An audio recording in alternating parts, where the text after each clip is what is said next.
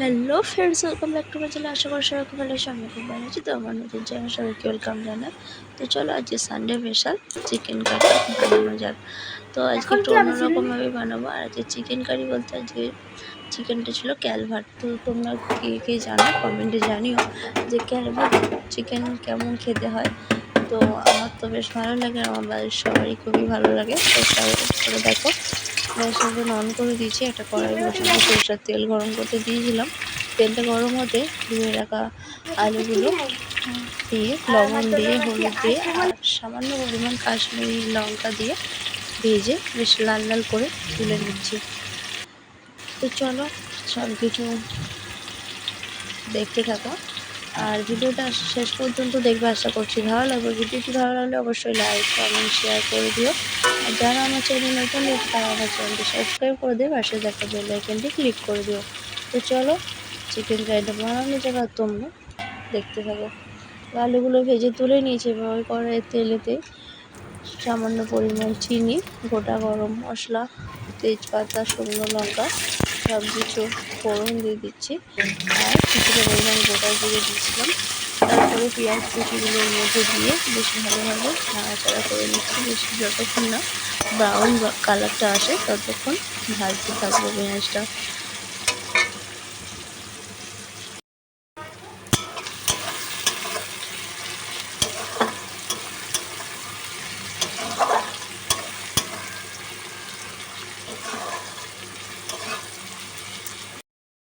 বেশ সুন্দর কালার চলে এসেছে, সেই সময় রসুনের পেস্টটা ওর মধ্যে দিয়ে দিচ্ছি। দিয়ে বেশ ভালোভাবে কষিয়ে নিচ্ছি, কারণ রসুনটা বেশ ভালোভাবে একটু ভাজা ভাজা করে কষিয়ে না নিলে রসুনের কাঁচা গন্ধ থেকে যাবে। আর রসুনের কাঁচা গন্ধ থেকে গেলে রান্নার টেস্টটাই নষ্ট হয়ে যাবে। তো সেই জন্য রসুনটা বেশ কিছুক্ষণ একটু নাড়াচাড়া করে নিচ্ছি। তারপর ওর মধ্যে আদার পেস্ট দেবো। তো রসুনটা বেশ কিছুক্ষণ নাড়াচাড়া করে নেওয়ার পর আদার পেস্টটা ওর মধ্যে দিয়ে দিচ্ছি। দিয়ে আরও বেশ কিছুক্ষণ নাড়াচাড়া করে নেবো। তারপর একে একে ওর মধ্যে গুঁড়ো মশলা অ্যাড করব। এখনও পর্যন্ত কিন্তু আমি কোনো রকম লবণ অ্যাড করিনি।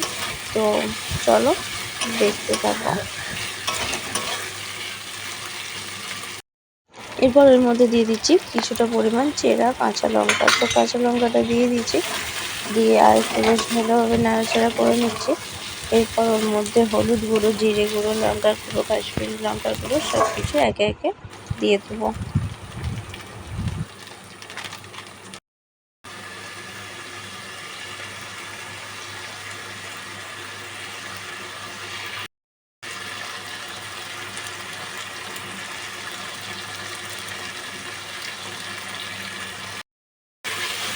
তো সব কিছু মশলা দিয়ে দেওয়ার পর এবার বেশ ভালোভাবে কষিয়ে নিতে হবে। বেশ ভালোভাবে মশলা থেকে তেল ছেড়ে এলে, মশলার সুন্দর গন্ধ বেরিয়ে আসলে বুঝতে পারা যাবে বেশ মশলাটা কষানো হয়েছে। কারণ মশলার কাঁচা গন্ধ থেকে গেলে মশলাটা কষানো না হলে রান্নার স্বাদই আসে না। তো চলো মশলাটা বেশ ভালোভাবে কষিয়ে এসেছে। এই সময় টমেটো কুচিটা দিয়ে দিচ্ছি। তো টমেটো কুচিটা দিয়ে বেশ কিছুক্ষণ নাড়াচাড়া করে নেবো।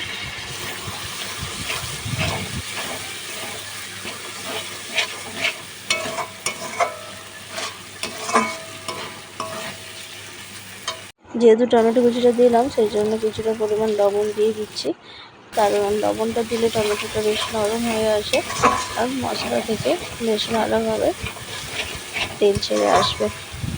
তো চলো মশলা প্রায় কষানো হয়ে এসেছে, আর বেশ কিছুক্ষণ কষিয়ে নেব। তারপরে এর মধ্যে চিকেনটা অ্যাড করব।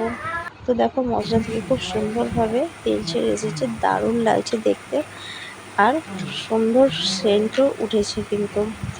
তো চলো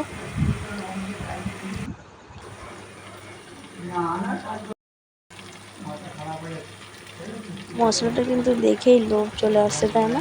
তো এর মধ্যে একে একে চিকেনটা অ্যাড করে নিচ্ছি। দিয়ে বেশ কিছুক্ষণ এর সাথে নাড়াচাড়া করে নেবো, যাতে মশলাটা চিকেনের মধ্যে বেশ ভালোভাবে মিশে যায়। তো সেই জন্য সব চিকেনটা একসাথে দিয়ে দিচ্ছি। দিয়ে এরপর নাড়াচাড়া করে নেবো বেশ কিছুক্ষণ ধরে।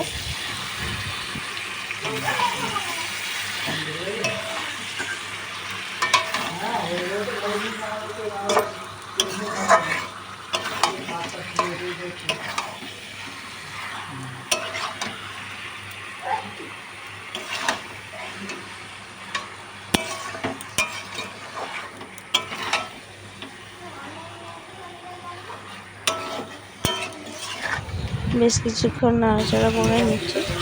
নিয়ে দেখো চিকেনটা একদম পুরো মশলার সাথে এবারে পুরো ভালোভাবে মাখা করে নিচ্ছি। নিয়ে এরপরে ওটা ঢাকা দিয়ে দেবো। বেশ কিছুক্ষণ ঢাকা দেওয়ার পর ওটার কী অবস্থা সেটা দেখে নেবো। তো চলো, বেশ কিছুক্ষণ ঢাকা দিয়ে রেখেছিলাম, এরপর দেখা যাক কী অবস্থা। তো বেশ কিছুক্ষণ ঢাকা দিয়ে ঢাকনা খুলে দেখা গেছে যে চিকেনটা থেকে কতটা জল বেরিয়েছে। দেখো গাইস, একদম মানে আমি কিন্তু কোনো রকম জল অ্যাড করিনি, তোমরা দেখেইছো ভিডিওতে। পুরো মশলাটা কষিয়েছি, তারপর চিকেনটা দিয়ে মশলার সাথে চিকেনটা মিশিয়ে বেশ কিছুক্ষণ নাড়াচাড়া করে ঢাকা দিয়ে দিয়েছিলাম।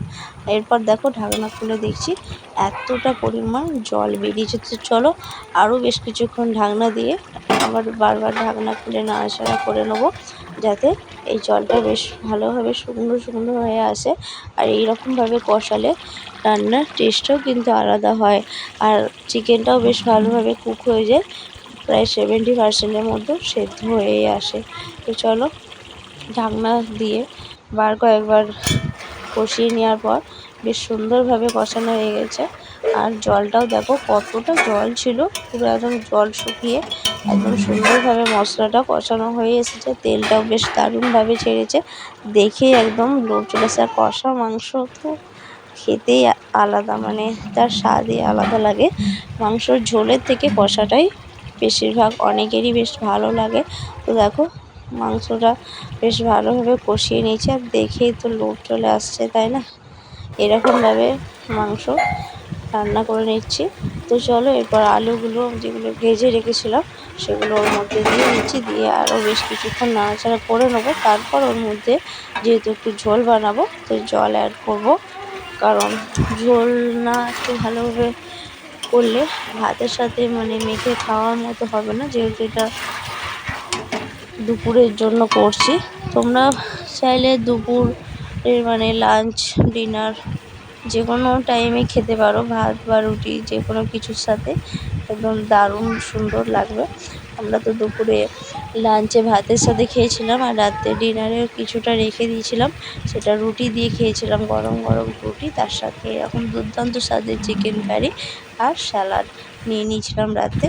আর দুপুরে সিম্পল খাবার নিয়েছিলাম। তো চলো ভিডিও শেষ পর্যন্ত দেখতে থাকো, নিশ্চয়ই দেখতে পাবে যে দুপুরের লাঞ্চটা কী খেয়েছিলাম বা কী নিয়েছিলাম।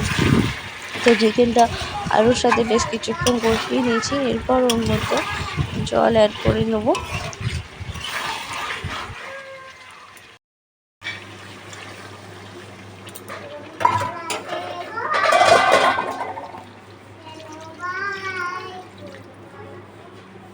তো যতটা পরিমাণ ঝোল বানাবো তার থেকে একটু বেশিই জলটা দেবো, কারণ চিকেনটাও বেশ কিছুক্ষণ একটু কুক হবে, সেদ্ধ হবে, আর আলুটাও কিন্তু সেদ্ধ হবে, সেই জন্য একটু বেশ কিছুটা পরিমাণই জল দিলাম, যাতে সব কিছু বেশ ভালোভাবে সেদ্ধ হয়ে আসে। তো জল দিয়ে আর ঢাকনা দিচ্ছি না, ঢাকনা না দিয়ে গ্যাসের ফ্লেমটা প্রায় মিডিয়ামে রেখে সেদ্ধ করে নেবো সব কিছু।